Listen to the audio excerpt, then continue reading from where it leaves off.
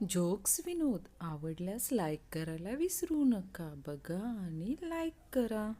बायकोच्या सततच्या बडबडीमुळे पप्पू जाम वैतागला होता. पप्पू, तू जर 5 मिनिटं गप्प बसलीस ना तर मी तुला 500 रुपये देईन. पप्पूची बायको गप्प बसली. जेमतेम 2 मिनिटानंतर ती पप्पूला विचारलं, अहो जरा घड्याळ बघा ना, 5 मिनिटं झाली का ते. पप्प्या मुलीसोबत चॅटिंग करत असतो. चुकून रात्रीच्या वेळी गुड मॉर्निंग मेसेज जातो. मुलगी विचारतो कुठं आहेस. पप्प्या मेसेज करतो उसात. दुसऱ्या दिवशी सकाळी मुलगी गुड नाईट मेसेज पाठवते. पप्प्या, वेडी आहेस का, गुड मॉर्निंग आहे. मुलगी, तूच तर म्हणाला होता ना USA आहे. पप्प्या, अगं वेडे, उसात आहे उसात. कारखाना सुरू झालाय, मी टोळीत आहे. पप्पू, पप्पा तुम्ही भूतांमध्ये विश्वास ठेवता काय हो. पप्पा, नाही रे वेड्या, भूत बीत तसलं काय नसतं या जगात. पप्पू, मग आपली कामवाली म्हणत होती आपल्या घरात भूत आहे म्हण. पप्पा, चल सुटकेसमध्ये आपले कपडे भर. पप्पू, पण का पप्पा. पप्पा, आपल्याकडं कोणतीच कामवाली नाहीये. पप्पू, प्रिये माझं हृदय म्हणजे मोबाईल फोन आणि तू म्हणजे सिम कार्ड आहेस बघ.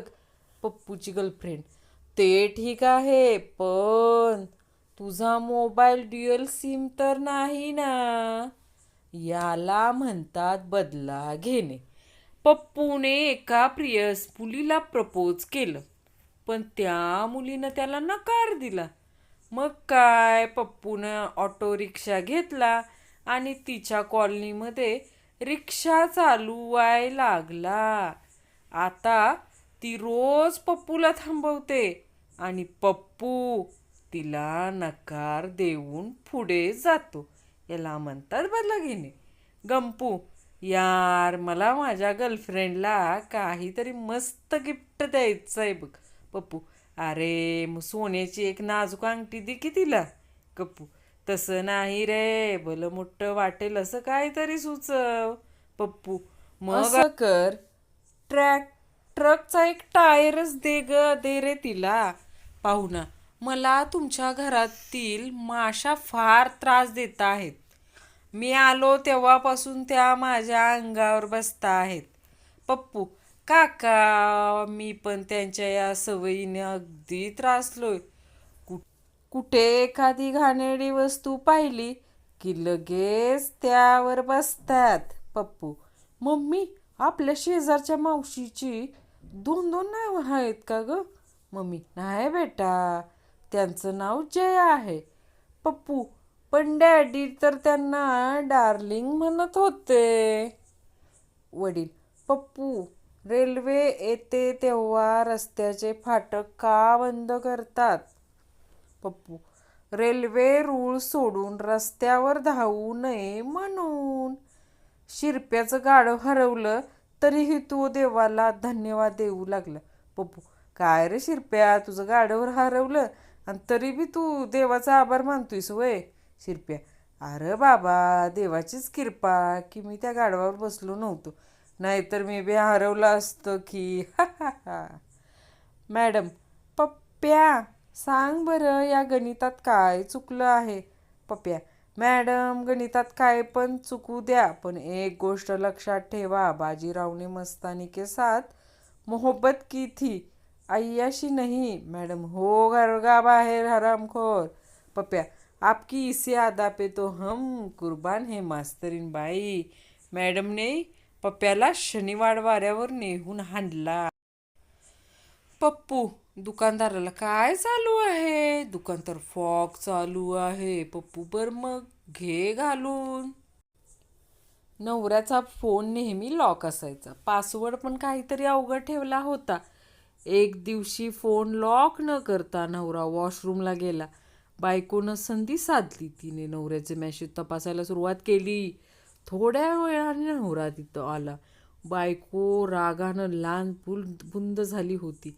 नवरा, काय झालं, सगळं ठीक ना. बायको संतापून, हा पप्पू प्लंबर तुम्हाला का विचारतोय, जानू जेवलास का म्हणून. पप्पू गप्पूला दिवसेंदिवस माझे बाबा केबीसीचे अमिताभ बच्चन बनत चाललेत. गप्पू ते कसं काय बुवा? पप्पू जेव्हा जेव्हा मी त्यांच्याकडे खर्चासाठी पैसे मागतो त्यांचा एकच प्रश्न असतो, क्या करोगी इतनी धनराशी का? पप्पू वर्गात हसत असतो. ते पाहून एक मुलगी उठते आणि विचारते, का रे दात काढून हसतयस? पप्पू, तू कोण आहेस ग? मुलगी, म्या मॉनिटर हाय. पप्पू, आजकाल मॉनिटरचं नाही तर LCDचा जमाना हाय.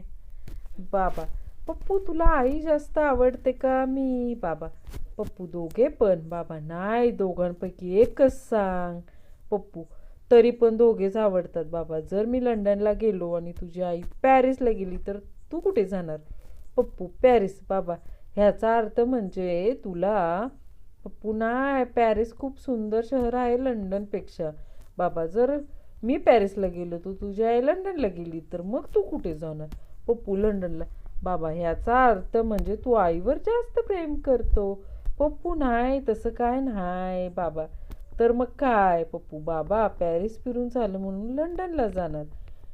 बाबा, हरामखोर, सरळ बोल ना, तू आईचा लाडकाच आमच्या आहेस ते. काल सांच्याला मी ज्योतिषाकडे गेलो. ते म्हणाले की बाळा, तू खूप शिकणार आहेस. मी हसायला लागलो. ज्योतिषाला काय कळनच झालं. मग तो काय म्हणाला, बाळा हसतोस काय? काय झालं काय? मी बोललो, काका, मी खूप शिकणार हे खरं आहे, पण पास कधी होणार ते सांगा. पप्पूची बायको पप्पूला मारण्याआधी एक लाकडी डबा देते आणि ती म्हणते. पप्पू डबा उघडून पाहतो तर त्यात 30,000 रुपये आणि 4 पेन भेटतात. त्यात एक चिठ्ठी असते. पप्पू, मला माफ कर. मी जेव्हा जेव्हा तुला धोका दिला तेव्हा मी एक पेन या डब्यात ठेवत होते. पप्पू मनातल्या मनात, किती छान बायको होती माझी. मी तिला 10-15 वेळेस धोका दिला आणि तिने 4 वेळेस पुढे लिहिलं असतं. आणि जेव्हा 1 डझन पेन जमा झाले की मी ते विकून टाकत होते. त्याचेच हे 3,000 रुपये. पप्पू, तू फक्त आणि फक्त तूच या घराला स्वर्ग बनवू शकतेस. पत्नी, कसं काय? पप्पू, माहेरी जाऊन. पप्पू, अरे या TV वाल्यांना कसं काय कळतं? बंटी, काय कळतं? पप्पू, की आप देख रहे स्टार प्लस.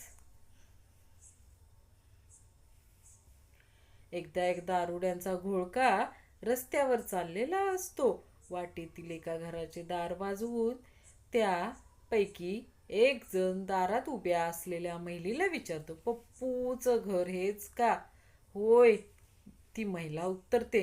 मग आमच्यापैकी पप्पू कोण आहे ते ओळखून त्याला घरात घ्या.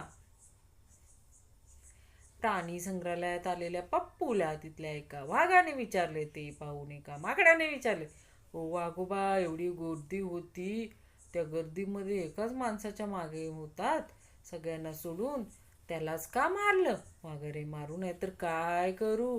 अर्धा तास झाला माझ्याकडे बघून बोलत, एवढी मोठी मांजर. मग माझी सटकली, क्योंकि कुछ भी करने का, लेकिन अपना ईगो हार्ट नहीं करने का. पप्पू, एक प्रपोज असा आपण. पप्पू, चिंगी, तू माझ्या नातीच्या पप्पाच्या आजीच्या मुलाशी लग्न करशील का? चिंगी, अय्या, खरंच? पप्पू, तुझी बहीण तुझ्या मनाने किती सुंदर आहे बायको. मग तिच्याशीच लग्न करायचं होतं. मला कशाला गटवलीत? पप्पू, तीच म्हणाली ताईचे झाल्याशिवाय मी नाही. जा. एकदा पप्पूला त्याच्या गर्लफ्रेंडचा SMS आला, आय मिस यू. पप्पूने खूप विचार करून उत्तर लिहिले, आय मिस्टर यू. बायको, काय हो, इतक्या हळू आवाजात कोणाशी बोलतायत? पप्पू, बहिणीशी. बायको, आहो, मग इतक्या हळू आवाजात कशाला बोलायलाय हवं? पप्पू, अगं, माझ्या नाही, तुझ्या बहिणीशी बोलतोय. पप्पूचे वडील, नालाय का, त्या शेजारच्या जोशांची चिंगी पहा, जरा पहिली आली आहे, नाहीतर तू कुशाल नापास होतोस निर्लज्जासारखा. पप्पू, अजून किती पाहू? तिला पाहून पाहून तर नापास झालो ना.